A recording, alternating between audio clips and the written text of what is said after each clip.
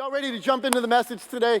We've been in a series called Fight Club, right? Fight Club, why? Because we've learned that the real battle is in our mind. That's where spiritual warfare takes place. People have misunderstood that. And so this is about learning to win. It's winning the war in your mind. Why? Because I said to you from the beginning, change your thinking, change your life. We are the result often of what we are thinking, because what comes into our mind comes out in our life. And the New Testament gave us very clear about this understanding that God said the key to transformation for our lives is tied to the renewing or the renovating of our thinking.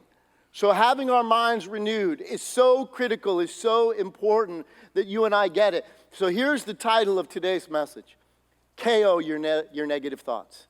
KO. In other words, today I want to teach you how to give a knockout punch to all the negative thoughts you've had. Why?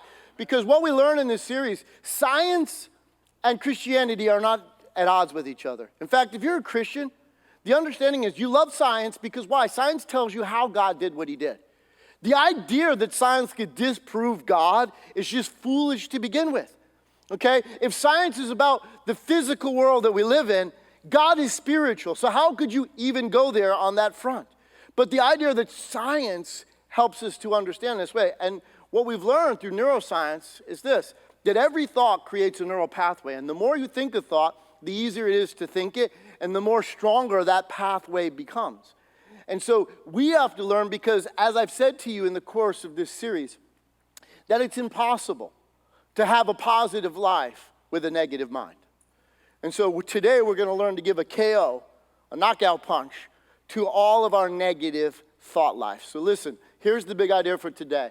The life we are experiencing is often the result of the thoughts we think. The life we are experiencing is often the result of the thoughts we think. And that's why 2 Corinthians 10 puts it this way, 10:3. We've used this scripture through the course of this, but listen again. He said, "For though we live in the world, we do not wage war as the world does." The Bible uses this imagery or this idea of it being a war, but it's not what some people think it is. The war is in your head. The war is between your ears. You and I need to learn how to win the war in your mind. And that's how you will gain the life God designed for you to live. He says, "For though we live in the world, we do not wage war as the world does." The weapons we fight with. See, we're in a fight. That's why this is Fight Club, my friends. We all have to learn how to fight correctly. So listen, the weapons we fight with are not the weapons of the world. On the contrary, they have divine power to demolish strongholds. And we learned through this series that a stronghold is a lie that we believe is true. Because if you've been following along in this series, the devil, our enemy, okay, his weapons are lies and deception. And deception is so deceiving, if you knew you were deceived, you wouldn't be deceived. So lies that we believe are true become strongholds. And that's what you have to learn, is that learning to fight correctly, they have divine power to demolish strongholds. We demolish arguments and every pretension that sets itself against the knowledge of God. And we take captive what? Every what? Thought. Every thought to make it obedient to Christ. That's where the war is, and that's what you and I need to do, because wrong thought patterns, remember we've talked about that. Thought patterns are ways of thinking we've established in life. We train our brain. Your brain is neutral, but the way we learn to think creates pathways in which create the ways in which we're normally going down that road. And so negative thinking so much is a part of our lives because the world is flowing in a negative way. Oh, if you don't understand that, just flip on cable news for a moment and you'll realize everything in our world is going down a negative road. In fact, I'd say for your mental health's sake, you ought to turn that stuff off. Because why? They're there to scare the bejeebies out of you. Why? Because people do things when they're in fear, right? And fear sells, whether you realize that or not. But so good mental health is the realization to know and understand how I think. So where I am thinking in a wrong way, I can learn to think in a right way, because this is the beauty of science. Because for years, neuroscience taught that after a certain age, people were pretty set in their ways. You ever hear this old expression? you can't teach an old dog new tricks? Because once somebody's thought some way for a certain period of time, for years, neuroscience thought it was impossible. But no, breakthroughs in neuroscience, we came to realize what's called neuroplasticity, which this is the good news. All of us can learn to think differently. If you've been thinking a certain way for a long period of time, it's going to take more intentionality. It's not a one and done. But you can change the way you think. And that's the good news, because change the way you think, change your life. It's why a lot of people get frustrated. They come into church, they want things to go well, they want things to go good, but it's not just the environment that you're about. It's not just what you hear. It's what you do with what you hear. It's when it begins to penetrate the way that you think. That's when it begins to change your life. And that's why we need to learn that way, because old thought patterns put us into ruts. And so in essence, I taught you last week, we were talking about this idea that one of the ways that you reprogram your brain is what the Bible calls meditation. And why that's a stumbling block in today's society is that people hear the word meditation and they automatically think of Eastern religion. And Eastern religion, on teaching meditation, says meditation is to clear your mind. So someone goes to a yoga class and says, ooh, get rid of all the negative energy. Ooh, just blank slate. But the Bible is very different. Bible meditation is to fill your mind with the words of God. Yes, you need to get rid of some of your negative thoughts and put inside of your mind what God says. So you have to learn to think upon the things of God. So I taught you a way last week how to meditate. It's a simple, practical way that you can, which is what? Write it, think it, confess it until you believe it. You got to write it, think it, confess it till you believe it. It's not magic. It doesn't just happen. You have to work at it. It takes time. It takes intentionality. So say it with me. Write it, think it, confess it till you believe it. But now it's important to do it. That's how you begin to meditate on the things of God. And that's critical because listen to me. Listen to me. We can't live a positive life with a negative mind. It's impossible. You cannot live a positive life with a negative mind. That's why you come into church, you hear great things about it, but if you don't change the way you think, you will continue to be frustrated. Why doesn't it go for me? Why doesn't it work for me? You have to allow your mind to see things from a different point of view. And stop saying, it doesn't work for me, and start realizing that, yes, it does, if you work it. It doesn't work for you because maybe you ain't working it. Okay? Watching an infomercial about a new exercise gadget won't make you slim down unless you actually do something with it, right? We watch so much, we have so many aspirations and desires, and we get frustrated. Why doesn't it work for me? You have to take it. And that's why this series is intended to be highly practical, to teach you how on those fronts. Because listen, so today, I want to talk about cognitive distortion, something that I learned when I went to the mental health clinic and I started going through and learning CBT, which is cognitive behavioral therapy. They taught us about cognitive distortions because filters, okay? Anybody who's ever done photography realize you can put a filter on your camera and make a change, but how many of y'all done Instagram? Anybody ever done Instagram? Instagram automatically, when you post something on Instagram, you can use a filter. Right?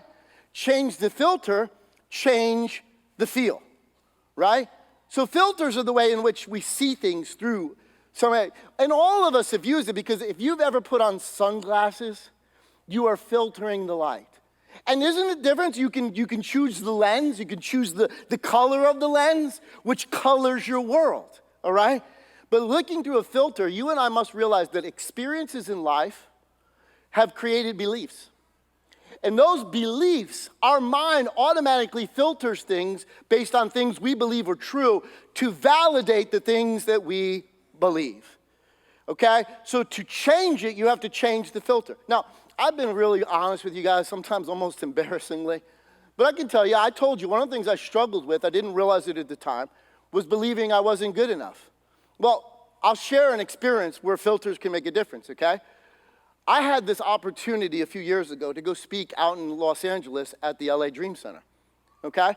So I was I was excited about it. It was a great opportunity. And then I was going to tell somebody, hey, because they had asked me about it, that, they post the messages on their website. And then all of a sudden I went to the website, and my message wasn't there. Now, now I'm better. At that moment, this is the honest part, okay? At that moment, my mind kicked in and said, see, I told you weren't good enough. They didn't put yours up there because, and all this negative, I felt like the bottom of my, stuff on the bottom of your shoe. No, was that right? Did that really matter? But guess what? That's just real, okay? You change the filter, okay? You change the outcome. But listen, let me give you another example of this. Two people can experience the same thing and come out with two different responses. Example, two people have the same boss at work. The boss is going to review them and give them feedback. One person comes out of that experience and goes, man, thank you so much. Wow, that will really help me be better. Thank you for telling me what I needed to hear. Wow, now I can make adjustments. Man, thanks, that was really good. Thank you for being honest. Another person can hear the same feedback and come away being totally offended, going, I can't believe they said that to me. I can't believe they would not think that my stuff's not good. And all the other negative, offensive ways. Same facts, different outcomes. Why? Different filters. Change the filter, change the feel. Change the filter, change the outcome. You and I need to recognize that it's really so much, you can have the same thing, because what happens is this. What I learned was something called a cognitive bias. What is a cognitive bias? Here's a definition for you. It's a mistake in reasoning based on personal experience or preferences. Again, a cognitive bias is a mistake in reasoning based on personal experience or preferences. So, example, if you grew up in a household with abusive men, you may have trouble trusting men.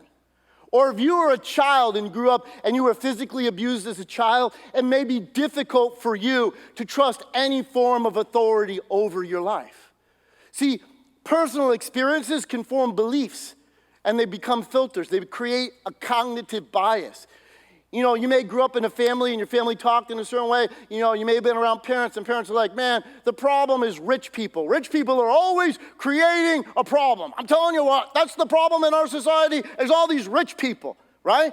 And then all of a sudden you realize, oh my God, I got a problem with rich people and I've never even maybe met some, okay? Or whatever, you know what I'm saying? You can have this idea because all of a sudden the environment can create a bias on that front. Or, listen, I grew up, my dad, as a kid, I could care less about politics, okay? But my dad was from West Virginia, and he used to say to this, as a kid, he used to say this all the time. He'd go, son, let me tell you this. Republicans are for rich people. Democrats are for regular people. Now, I didn't know whether that's true or not. But you see, that's the problem. Too often, we believe things because of what somebody else said without ever checking the things for ourselves. And that's so often we make decisions without ever the facts. We are amazing about that. That's why I tell people all the time. We are not short of opinions, but we are often very ignorant about the things we're talking about. I hear people all the time, thank God for freedom of speech in America, but I hear some of the stupidest things in the world. People say, if I were president, first of all, you have no idea what you would do if you were the president because you don't have all the information that they have. You have so much ignorance about the situation that you're talking about that you have no idea what you would do in that. So why do you say such ridiculous things? They're cognitive biases. They're things that we struggle through on those ends. And so in essence, you need to recognize this because those filters are the way we interpret. You see, the facts can remain the same, but the issue is how do you interpret the facts? And that's what happens when you have a bias. You'll jump to conclusions. You'll assume. I tell my son all the time, I'm trying to train him in this. Son, you always have a choice, and we always have a choice.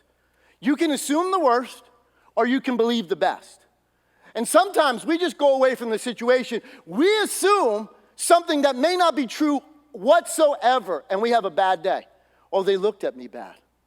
Oh, pastor didn't say hi to me today. He must be mad at me. People have these ideas in their heads, and because why? Those are cognitive, and this is the second thing I want you to understand, cognitive distortions. What are the cognitive distortions? Cognitive distortions, here's the definition. It's a faulty or inaccurate thinking, perception, or belief, okay? It's a way of thinking that's not accurate. It affects your perceptions and your beliefs. Listen, cognitive distortions are irrational thought patterns that are exaggerated by negative thinking and feeling. And I've said to you so many times in this series, and this becomes so deceptive by the enemy. People say, well, I feel. And what's true is that's what you feel, but what you feel may not be true.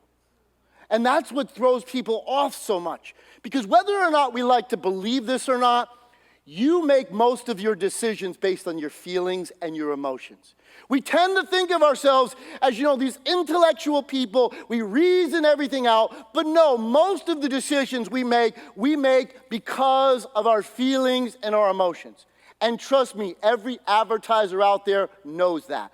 And if we're honest, it's why we have half the stuff in our closet, half the stuff in our basement. We go back and we look at it. If we're honest, we go, what was I thinking? Why did I buy this?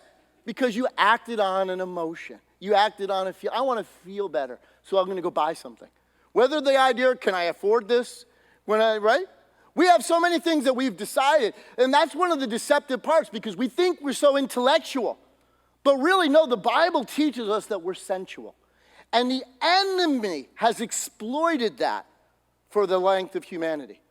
And we need to understand that aspect of it because we can be, again, cognitive distortion. It's an irrational thought pattern that's exaggerated by negative thinking and feelings. They convince our minds that what we're thinking is true. So you think it's true because I feel it, right? Well, I feel they're mad at me. But you automatically assume you know what's in somebody else's head. That's a cognitive distortion. Okay? Cognitive distortions, listen to me. These are common thought patterns, and they occur automatically in our normal day-to-day thoughts. That's what makes them difficult to recognize, because they're habitual in nature, because our brains are wired as a result of it. We've been thinking this way for so long, it automatically comes. You have to become intentional about it. You have to work at it to change that aspect of it. It's first recognizing, when I came to Honey Lake and they showed me these cognitive distortions, I would guarantee, because all of this, guys, you can download this. I put this up there for you. You can download them. I guarantee you find that you fall into some of these categories without even realizing it. Like, let me just read a couple of them. Polarized thinking. Polarized thinking is when you have an all or nothing attitude.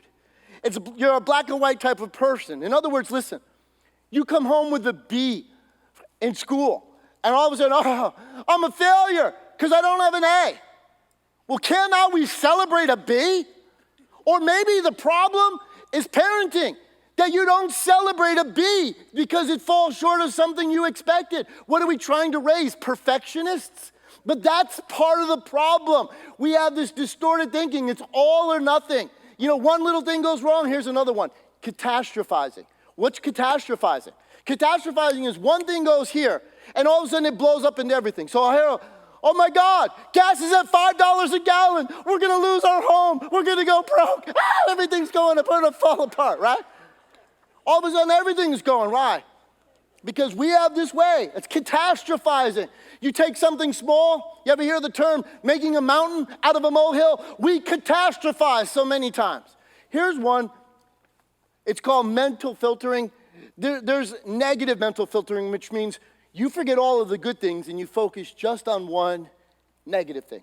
I've seen that happen with staff. You do a review, and you're like, man, you did this great, you did this great. Here's something you need to change. Here's something you need to grow in.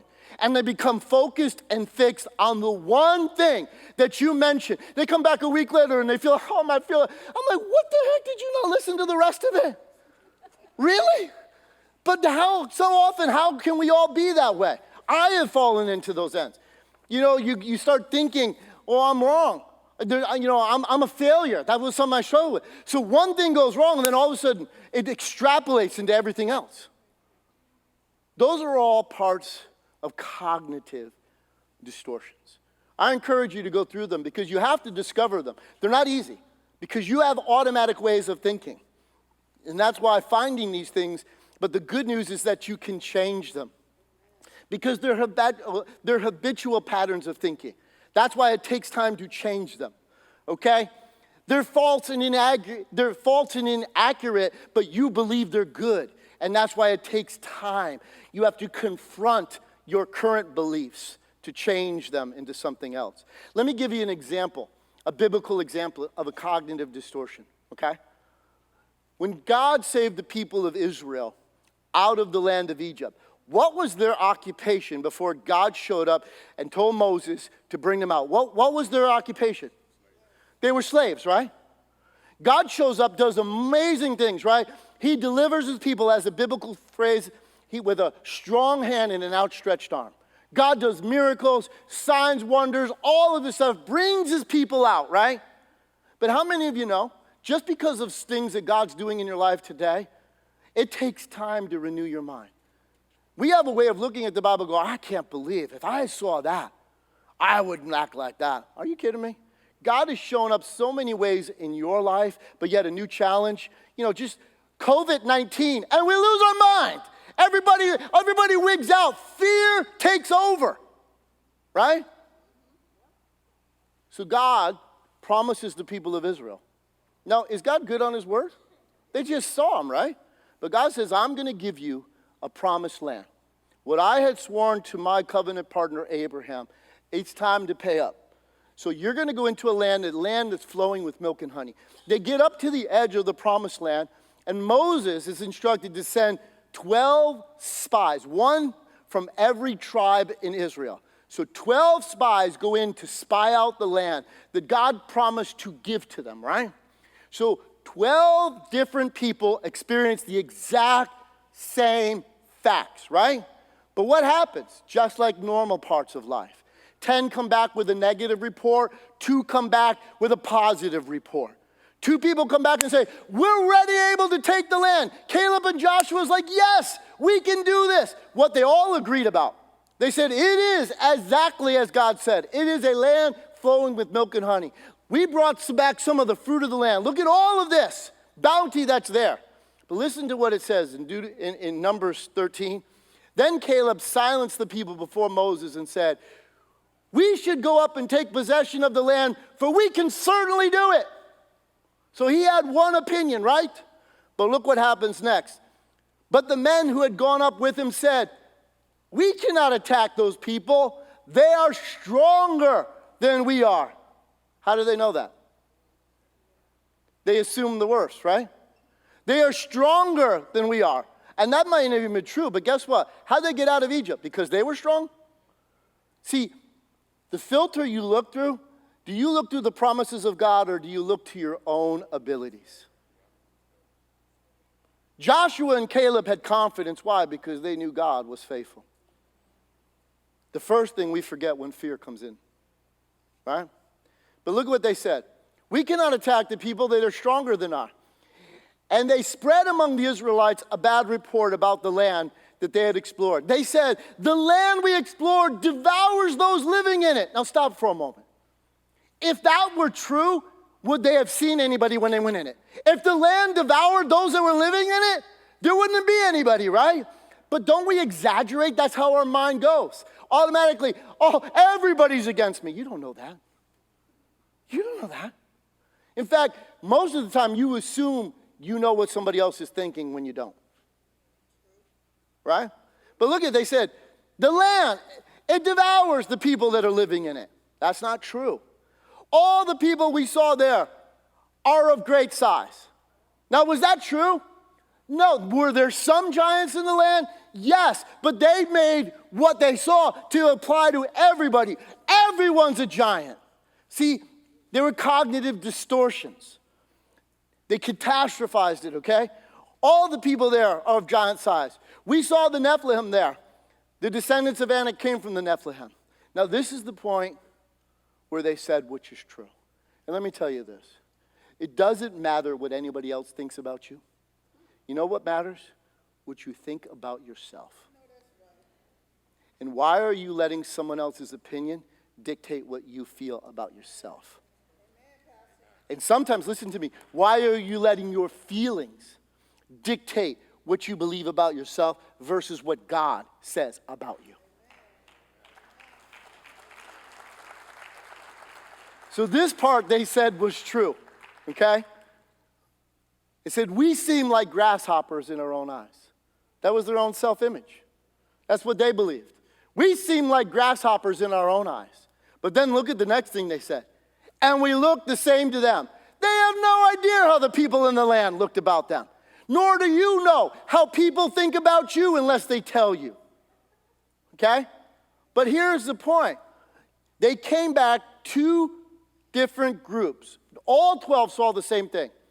It's not the facts, it's the filter. Distortions kept them from receiving what God had promised to them. And cognitive distortions, I can tell you, have been keeping you from the life that God desires for you to live.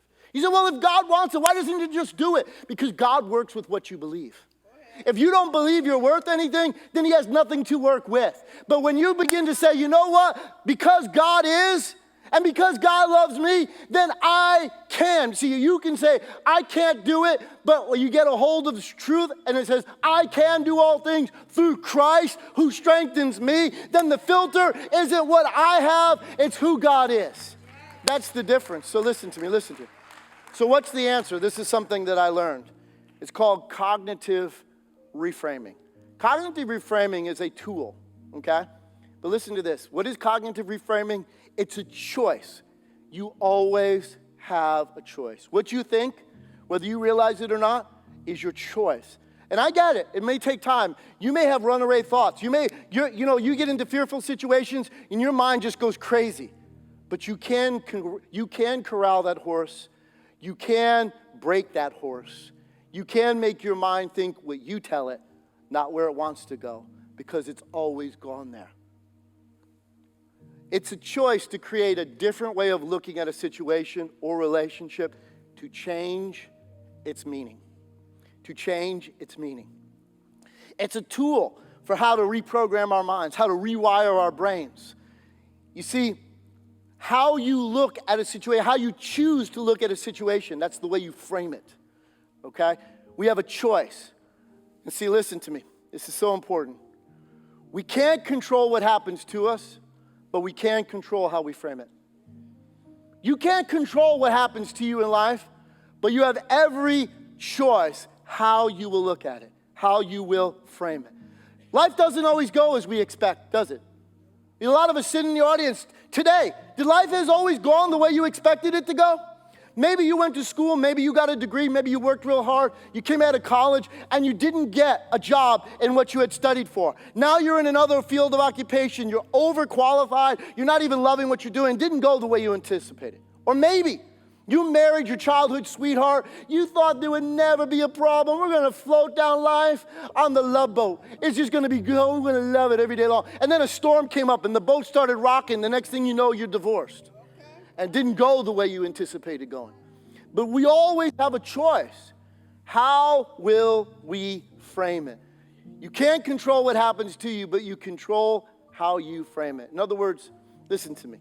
Let me give you a Bible illustration of this, okay? The Apostle Paul was given the commission by Jesus to take the gospel, the message of Jesus, to the Gentile world. That's huge. In other words, Paul said, hey, you 11 apostles, you take it to the Jews, I'll take the world for Jesus. I got the Gentiles. That was a huge mission, right? But Paul was into it. Paul wanted it. So Paul figured that he wanted to get to Rome because Rome was the capital of the Roman Empire. So if you want to take the gospel to the entire Roman Empire, the natural way of thinking is set up my ministry headquarters in Rome and dispatch all from there to reach the entire Gentile world. So Paul had always talking about wanting to go to Rome. But how many of you know Paul got to Rome, but not the way he thought? How did Paul get to Rome? Paul got to Rome as a prisoner. In other words, he wasn't setting up a ministry headquarters. He went there as a prisoner. Now, when Paul was writing, he could write back to his Philippian friends. His friends back, the church that he had started in Philippi years ago. This is what he could have written if you go by a lot of the way people think today, okay? Paul could have written to his Philippian friends and said this: I want you to know, brothers and sisters, the things that have happened to me really suck. In fact, because of all the hardship and toils and problems I've been through, I'm not coming to church anymore. I'm not getting involved in groups. I've had it. I'm done. Talk to the hand. I'm not going to do this any longer. Okay? Paul could have written that. That would have been the New Whiners edition. But let me tell you what Paul actually wrote to his friends back in Philippi. Philippians chapter 1 and verse 12. Look what Paul wrote. Remember, he came there as a prisoner. He said, now I want you to know, brothers and sisters, that what has happened to me has actually served to advance the gospel. In other words, what the enemy meant for evil, God has turned it around. I may still be a prisoner, but he said what? People are becoming emboldened. Brothers and sisters now are doing things they never did before when I was free. But now I'm in prison and the gospel is expanding. More people are involved. And then he says this, and as a result, it's become clear throughout the whole palace guard and to everyone that I am in chains for Christ. Paul says, listen, they think I'm the prisoner. No, every 8 hours, a new Praetorian guard comes and is chained to me. The Praetorian Guard were the highest cracked soldiers in the Roman legion. And every 8 hours, a new one was chained to Paul. And they had to listen to him for 8 hours, preach, teach, talk about Jesus, pray. And you think, Paul said, you think I'm the prisoner? No, they've gotten it wrong. And you know that many of the Praetorian Guard came to know Jesus because of Paul's ministry. Paul said, you know what? Here's how he reframed it. If you want to just get depressed and be, oh my God, it's so tough. Somebody at work found out I'm a Christian and now they don't like me. Oh. Paul said, listen, how are you going to frame the situation? You see, you might not like the circumstances that you're in, but you can learn to say, you know what? I'm going to let this be a challenge because what I'm going through right now may be tough. I might not like it, but this is the time for God to show up and show off and do things he could never other do if these weren't like this. This is a time for me to grow. In fact, guys, I've been practicing this, okay? I want more joy in my life. And I came to realize Psalm 118 says, this is the day the Lord has made. I will. So there's a choice. I will rejoice and be glad in it. So even though difficulties come too often, we're controlled by the circumstances around us as opposed to directing our thoughts in line with the promises of God. Jesus' half-brother James told it this way, consider it all joy. In other words, here's how to frame it, friends. Consider it all joy when you fall into trials and tests and difficulties, knowing that the trying of your faith works perseverance. You and I, this is an opportunity to grow. This is an opportunity to mature. This is an opportunity to see God move in an amazing way. You and I can realize that we can reframe the situations and look at them different. In other words, you could get depressed, you could feel all sorry for yourself, or you can trust God. See, Paul had learned this. When Paul had originally gone to Philippi, he had a vision of a man in the night saying, come over here and bring the gospel to us. He and his partner Silas, they go to the chief city of Macedonia, Philippi. And what happens when they're there? They're preaching the gospel. They get arrested. Then they get beaten. See, some of you have this idea, oh my God, I became a Christian because I didn't want difficulties anymore. Let me help you with that one. Jesus said in the world you will have trouble. So if you got trouble right now, you're very scriptural. But here's what he went on to say. But do not fear, I have overcome the world. You can't control what happens to you, but you can control how you frame it. So Paul and Silas, they're arrested, they're beaten, and they're put into stocks in the inner prison. Now, again, if they were subscribing to the New Whiners edition, I could just hear Silas going, see, Paul, it's all your fault. I knew this. I should have never followed you. You said you had a vision. That was just bad hummus. Dude, that was bad. No, we're here. This problem is your fault. See, following you has got me nothing but trouble, difficulty, and problems. That's how the people just start blaming each other, pointing at each other, right? That's another cognitive distortion. But listen to me. But what happened?